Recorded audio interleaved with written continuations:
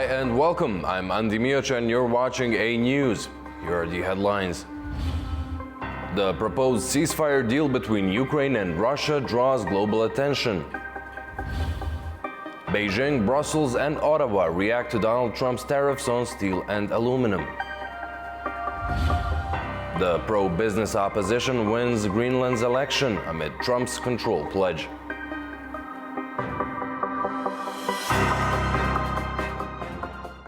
Thank you for tuning in. Ukrainian President Volodymyr Zelensky praised the US-Ukraine talks in Jeddah as very positive and welcomed the decision by the US to resume aid and intelligence sharing.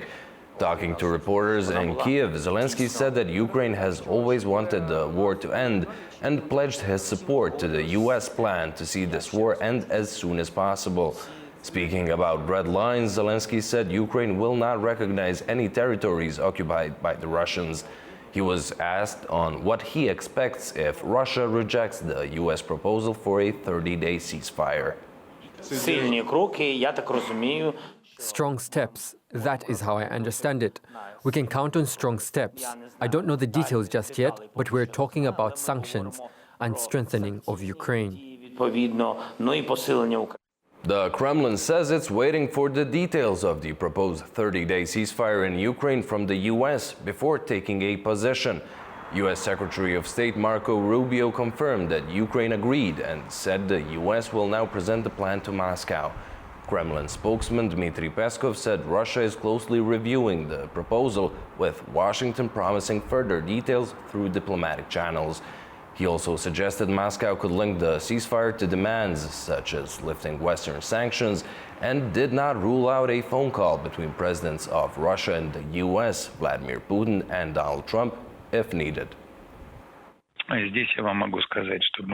I can tell you that we are carefully studying the statements made as a result and are familiarizing ourselves with the text of the joint statement adopted in Jeddah. We assume that, as was said yesterday in Jeddah, Secretary of State Rubio and National Security Advisor Waltz will inform us through various channels in coming days about the details of the negotiations that took place and the understandings reached. We're going to bring it to them directly. We're going to say that Ukraine is prepared to stop all battlefield activity and begin the immediate process of negotiating an enduring end to the war, and we'll see what their response is. If their response is yes, then we know we've made real progress and there's a real chance of peace. If their response is no, it would be highly unfortunate and it would make their intentions clear. The proposed ceasefire in Ukraine was welcomed by leaders around the world. Residents of Kyiv and Moscow, however, are more cautious.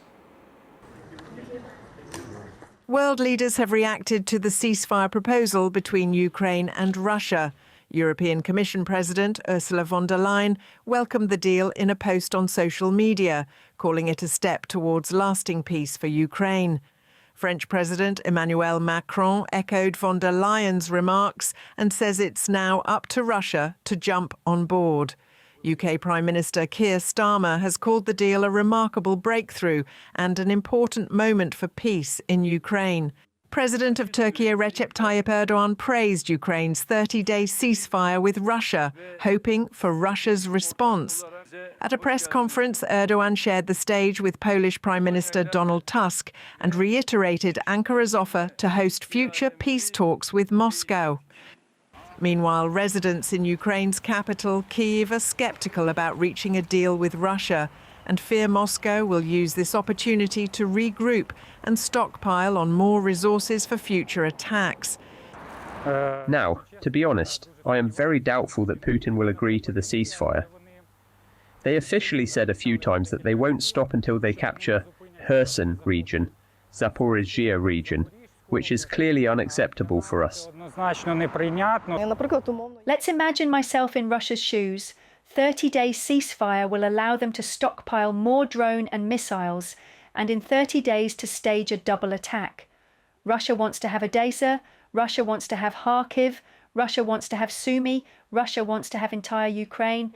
In Moscow, however, residents have expressed mixed feelings about the ceasefire deal.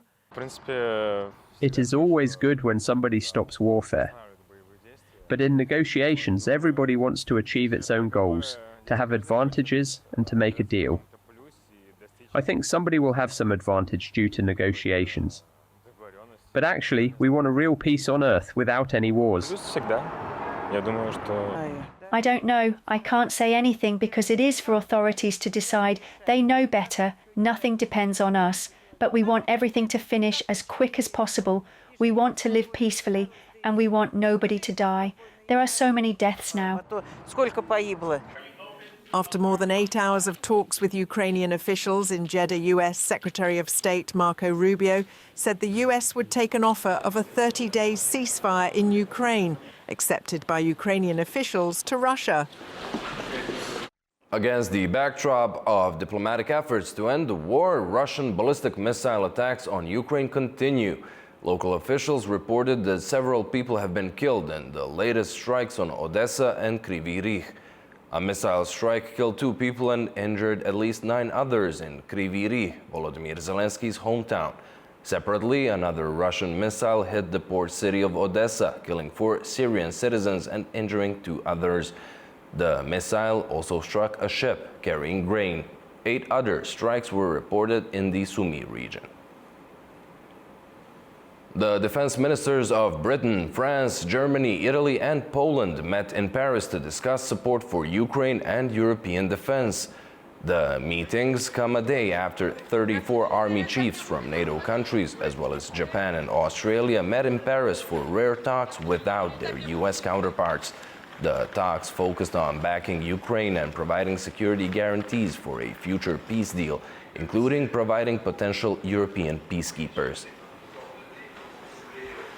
US President Donald Trump's 25% tariffs on all steel and aluminum imports came into effect today. Trump, however, backed down from doubling them on Canada after Ontario dropped its announced 25% tax on electricity exports to the US. The trade war between the US and Canada heats up. President Donald Trump announced a plan to increase tariffs on Canadian steel and aluminium by 50%, only to retract the decision hours later. The reversal came after Canadian officials abandoned plans to impose a 25% surcharge on electricity exports to America. Ontario Premier Doug Ford had threatened to impose additional tariffs on electricity supplied to more than 1 million US homes in response to Trump's tariff threats to double them. Ford agreed to halt this measure and meet with US Commerce Secretary Howard Lutnick. The White House later confirmed that the US will enforce a 25% tariff on steel and aluminium imports from Canada and other countries, with no exceptions. A White House spokesperson called the decision a victory for the American people. Trump's post on Truth Social caused panic in the financial markets. The S&P 500 index dropped 10% from its record high. However, the markets later stabilized after Ford backed down and Ukraine agreed to a 30-day ceasefire. Trump also criticized Canada's tariffs on dairy and agricultural products. He warns that if Canada does not remove them, the US will increase tariffs on automobiles. To discuss the economic impact of his policies, Trump met with around 100 US business leaders. Investors are worried about economic damage from these trade policies. Canada and China have already imposed tariffs on US goods. However, Mexico has held back after Trump postponed new tariffs on its exports. Canada retaliated for Trump's new levies with 25% tariffs on more than $20 billion worth of American goods, set to take effect tomorrow. Canada's foreign minister called Trump's tariffs unjustifiable and said she plans to address the issue at the G7 meeting, coordinating with European and British counterparts to pressure the US. Meanwhile, British Prime Minister Keir Starmer expressed disappointment over the tariffs on steel and aluminum, stating the UK will keep all options on the table while pushing for a trade deal. Beijing also reacted to Trump's tariff imposition, vowing to take, quote, all necessary measures. President Donald Trump's tariffs on steel and aluminum imports came into effect on Wednesday, imposing a 25% duty with no exceptions or exemptions, further escalating the global trade war. Tensions between the United States and China have sharply risen again, with Beijing condemning the new tariffs. The Chinese Foreign Ministry vowed to take all necessary steps to protect its rights, adding that the move violated World Trade Organization rules. China has always believed that protectionism leads nowhere, and there are no winners in trade or tariff wars. This is also the general consensus of the international community. The US approach seriously violates WTO rules, damages the rules-based multilateral trading system, and does not contribute to resolving the issue. China will take all necessary measures to safeguard its legitimate rights and interests. Although China is the world's largest steel producer, its steel exports to the US are relatively minimal. However, this action has prompted retaliation from Beijing, particularly targeting US agricultural products. Distinct tariffs are now in place for Canada, Mexico and China, with the European Union, Brazil and South Korea facing reciprocal tariffs starting April 2nd. The European Union is also firing back at the US. Europeans have promised a proportionate response and will begin adding duties on $28 billion worth of US goods from next month. William Denslow brings more on that from Brussels. The European Commission describes the tariffs as a tax that will hurt both sides of the Atlantic, both businesses as well as consumers. The EU says they are unprovoked and unjustified and call on Washington to reverse this decision to impose broad-based tariffs on steel and aluminium imports to the tune of 25%. It's set to be worth roughly $28 billion, and the EU says it will respond in kind. Donald Trump, the US president, says these tariffs are needed to really level the playing field, as he sees it, when it comes to global trade. That is a point dismissed by the European Union, describing it as unjustified and harmful for a trade relationship between the EU and US that's worth roughly 30% of global GDP. When it comes to these countermeasures, well, the EU says it will come in two parts. The first on April 1st, a slap back of tariffs we saw in place during Donald Trump's first term in office, tariffs from 2018-2020 on things like Harley-Davidson motorcycles and bourbon. The second tranche of tariffs will come into effect mid-April. Broader tariffs impacting things like industrial goods, agricultural products like soybeans, where the EU says they can limit the impact on EU citizens because they can pivot simply, according to the EU, from US soybeans to other markets like Brazil. This gives us a 2-week window or so before these tariffs take effect, and the EU says they hope that this period will be used to negotiate with the US. If not, the message from the European Commission here in Brussels is that they say they are fully prepared to retaliate. William Denslow, Free News, Brussels. 2 days after a container ship plowed into a stationary U.S. fuel tanker off northeast England, the vessel's owner said the detained captain was a Russian national. The 59-year-old was arrested on suspicion for gross negligence manslaughter, as one of the crew members remains missing. The ship's captain arrested in connection with a collision with a US-flagged tanker off the coast of England is a Russian national. That's according to the German company which owns the vessel. British police arrested the captain of a cargo ship on suspicion of gross negligence manslaughter on Tuesday. It's after both vessels collided in the North Sea on Monday, leaving both vessels badly damaged. The Stena Immaculate tanker was carrying military jet fuel and remains anchored in place and is not drifting. The fire on board has been greatly reduced, with no visible flames. However, flames continue to burn on the Portuguese-flagged ship called Solong. Neither vessel is expected to sink, according to authorities, after an earlier assessment had said the Solong was unlikely to remain afloat. All crew members aboard the Stena Immaculate successfully evacuated during the incident. One of the 14 crew members from the Solong remains missing, is presumed dead with the search for him called off on Tuesday. The missing person's identity has not been released. In total, 36 crew members from both ships were brought to shore, with one person taken to the hospital. Concerns have arisen over the ecological impact of the collision. While the owner of the Solong denied reports that it was transporting 15 containers of sodium cyanide, The owner of the Stena Immaculate confirmed that at least one fuel tank it was carrying ruptured, though the exact amount of jet fuel leaked remains unclear. Jet fuel is toxic to marine life and, if ingested, can be lethal to organisms, posing a further threat to seabirds. Although air quality remains normal, experts are concerned that the incident could harm the protected Norfolk coastline. While some fuel has been burned off, jet fuel's high boiling point means it evaporates slowly. An initial review suggests the environmental impact has been limited due to the fire and fuel evaporation. A party that favors a gradual path to Greenland's independence from Denmark won a surprise victory in parliamentary elections with nearly 30% of the vote. The center-right Democrat Party has pushed back against Donald Trump's interest to take over the mineral-rich Arctic island. There were celebrations at Greenland's pro-business opposition party, Democratit, after it emerged victorious in Tuesday's parliamentary election. The centre-right party secured 29.9% of the vote. It advocates a gradual approach to independence from Denmark.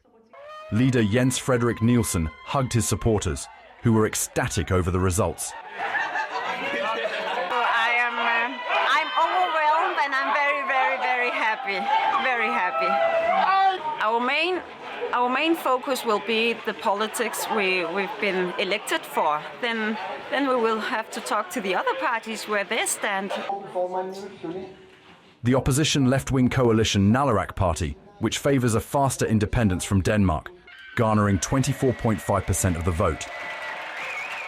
I hope for a broad mandate government tomorrow and not just a government that is comprised of who has the most voters, because then it'll be the cities against the coast, and we don't want that. The country has a population of just 57,000 and has become a focal point in the geopolitical competition for influence in the Arctic. As the region's ice caps melt, its resources are becoming more accessible, and new shipping routes are opening. Both Russia and China have ramped up military activity in the area, further elevating the island's strategic significance. US President Donald Trump argues that Greenland's strategic position is vital to US security interests, a proposal widely rejected by Greenlanders. U.S. Special Envoy to the Middle East, Steve Witkoff, is reportedly in Qatar to take part in talks over the Gaza ceasefire. Phase 1 of the deal expired more than a week ago. While the ceasefire between Israel and Hamas hasn't completely broken down, the two sides have not been able to agree on the next steps. Giles Gibson reports from Tel Aviv. US President Donald Trump's special envoy reportedly arriving in Qatar could be seen as a sign that Israel and Hamas are getting closer to an agreement. However, Ron Dermer, who is Israel's lead negotiator and also a close ally of the Israeli Prime Minister, is not believed to be currently in Qatar, and there are also reports that the Israeli delegation is set to fly home at the end of Wednesday. So those are signs that there is still more work to be done. Now, according to reports, Israel is pushing for an agreement along the lines of what's known as the Witkoff proposal, named after the US Special Envoy. Under that proposal, there would be an extension of the ceasefire for roughly 2 months to include Ramadan and the Jewish holiday of Passover, and half of the remaining Israeli hostages held by Hamas would be released on the first day of that extension. However, since the end of phase 1 of this deal, we've seen Hamas insisting on sticking to the original agreement. So that means moving on to phase 2, which involves all Israeli troops withdrawing from Gaza in exchange for all of the remaining hostages being released by Hamas. However, at the same time, Hamas is also coming under increasing pressure to make some sort of a compromise. We've seen Israel in the last week or so blocking the entry of all humanitarian aid into Gaza, and also in recent days it has shut off electricity supplies to the enclave. Those are moves that the United Nations and also international aid agencies have insisted Israel should reverse as soon as possible. Giles Gibson for A News in Tel Aviv. Israeli Prime Minister Benjamin Netanyahu yet again appeared at the Tel Aviv District Court to testify in his long-running corruption trial. Netanyahu faces 3 separate cases of corruption filed in 2019 against him, involving taking gifts from millionaire friends and allegedly seeking regulatory favors for media tycoons in return for favorable news coverage. He has denied any wrongdoing. Azerbaijan and Georgia have reaffirmed their partnership following high-level meetings in Tbilisi focused on economic cooperation and regional stability. Our Nini Nikolaishvili brings more. Georgia and Azerbaijan reaffirmed their strategic partnership during high-level meetings in Tbilisi, with a focus on economic cooperation and regional stability. Prime Minister Irakli Qobakhidze and President Mikhail Avalishvili met with Sahiba Gafarova, a speaker of Azerbaijan's parliament, on Tuesday to discuss progress following January's 10th Intergovernmental Commission session on economic cooperation. The Commission, a key platform for strengthening bilateral trade and investment, has prioritized to expand regional transportation links, including the Middle Corridor, a major trade route connecting China and Europe via the South Caucasus. Officials from both sides highlighted the Commission's effectiveness advancing joint projects, but also stressed the need for continued high-level engagement to maintain the momentum. Discussions reinforced Georgia's and Azerbaijan's commitment to economic integration, including the transportation and energy cooperation. Beyond economic ties, the meeting also addressed regional security, with Georgian officials reaffirming the country's role in fostering the stability in the South Caucasus. Talk also touched trilateral cooperation with Turkey, underscoring its strategic significance. As Georgia and Azerbaijan navigate evolving geopolitical and economic challenges, the Commission remains a crucial mechanism for shaping future cooperation, ensuring that they have agreed commitments translate to the progress. It's Nina Nikolaishvili reporting from Tbilisi, News.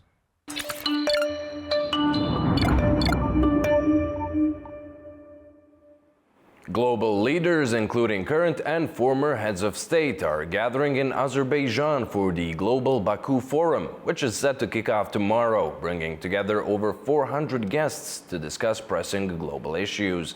Established in 2013 and organized by the Nizami-Ganjavi International Center, the forum has become a significant platform for international dialogue on global challenges. Participants from over 50 countries will participate in the 3-day event, according to Ismail Serageldin, co-chair of the Nizami-Ganjavi International Center. The forum will address relevant and useful topics with the primary goal of enhancing international experience across various fields. As the official media partner, A News will be covering the event. Our Guy Schoen has more. The flagship event of the Nizami-Ganjavi International Center, the 12th edition of the Global Baku Forum, opens tomorrow with the theme Rethinking World Order, turning challenges into opportunities. Well, over 400 participants are expected, including current and former heads of state, Nobel laureates, leaders of international organizations, and a diverse range of influential people from civil societies all around the world. Well, tomorrow morning, President Aliyev of Azerbaijan will officially open the ceremony at Gulistan Palace in the center of Baku. I will be there along with many other familiar A News faces, bringing you the latest news, views and exclusive interviews over the next 3 days. And there's a huge amount for leaders to discuss and debate: multilateralism, multipolarization, technological innovation, regional priorities, and subjects like equity and the changing role of women in society. Well, as an official media partner, A News will be providing comprehensive coverage and inviting viewers to join the conversation on all these interesting subjects by following our coverage, plus connecting and commenting across our social media channels.